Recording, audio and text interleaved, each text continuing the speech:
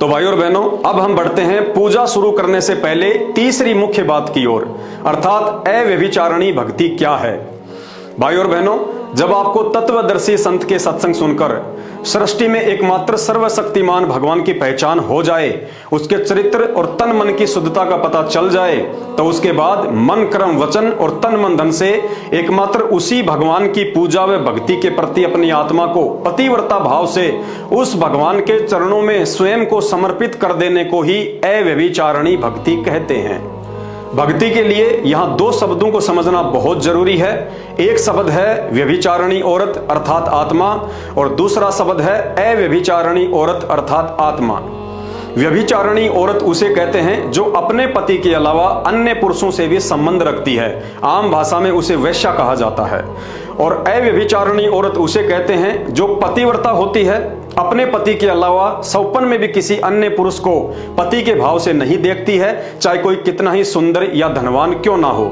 ठीक इसी प्रकार अव्यभिचारिणी भक्ति का अर्थ है उस तत्वदर्शी संत के बताए अनुसार केवल एक ही भगवान की भक्ति करना, बाकी अन्य किसी भी माई मसाणी, सेठ शीतला, भैरव, भूत, हनुमान, शनि महाराज, ब्रह्मा, विष्णु, महेश, दुर्गा, काल, महाकाल या किसी भी धर्मगुरु आदि में बिल्कुल भी आस्था ना रखना।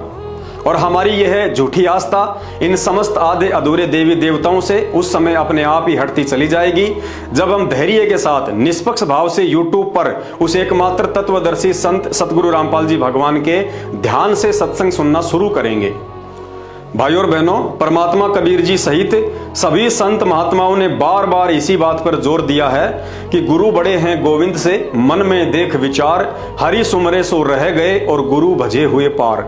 अर्थात गुरु धारण किए बिना किसी भी देव महादेव की भक्ति करने वाला अंत में यही लक 84 में पशु पक्षी बनकर धक्के खाता रहता है।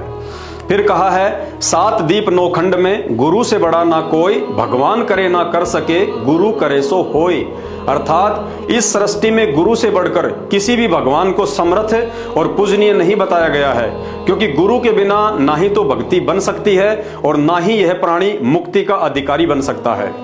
इसी बात को ध्यान में रखकर त्रेता युग में श्री रामचंद्र जी ने भगवान होते हुए भी श्री वशिष्ठ जी को अपना गुरु बनाया, और द्वापर युग में श्री कृष्ण जी ने भगवान होते हुए भी श्री दुर्वासा जी को अपना गुरु बनाया। फिर आप और हम कलयुग के 2 कौड़ी के इंसानों की क्या औकात है जो बिना गुरु के भक्ति सफल कर लेंगे। अतः सभी हिंदू, मुस्लिम, सिख, ईसाई भाई बहनों से प्रार्थना है, ये मान गुमान, पद प्रतिष्ठा, धन दौलत, जोश जवानी, यारी दोस्ती, जान पहचान, नेता नांगड़े और कार कोठियां मुश्किल से सिर्फ इसी जीवन तक के साथी हैं। मरने के बाद इनमें से एक भी ना ही तो आपके साथ जाएगा और ना ही आपके कर्म कुकर्मों में भागीदार होगा। आपकी करनी फिर अगले जन्मों में गधे, कुत्ते, सुअर बनकर आपने स्वयं ही इन गलियों में नंगे भूखे प्यासे रहकर भोगनी पड़ेगी। भाइयों और बहनों, इन समस्त कर्म कुकर्मों का झंझट तत्वदर्शी संत की भक्ति के बिना इस सृष्टि में दूसरा और कोई नहीं है जो समाप्त कर सके। इसलिए नादानी छोड़ो और फालतू के काम धंधों से समय निकालकर तत्वदर्शी संत सतगुरु रामपाल जी भगवान के YouTube पर सत्संग सुनिए और इस मानव जन्म को सफल कीजिए। धन्यवाद। बंदी छोड़ सतगुरु रामपाल जी भगवान की जय हो।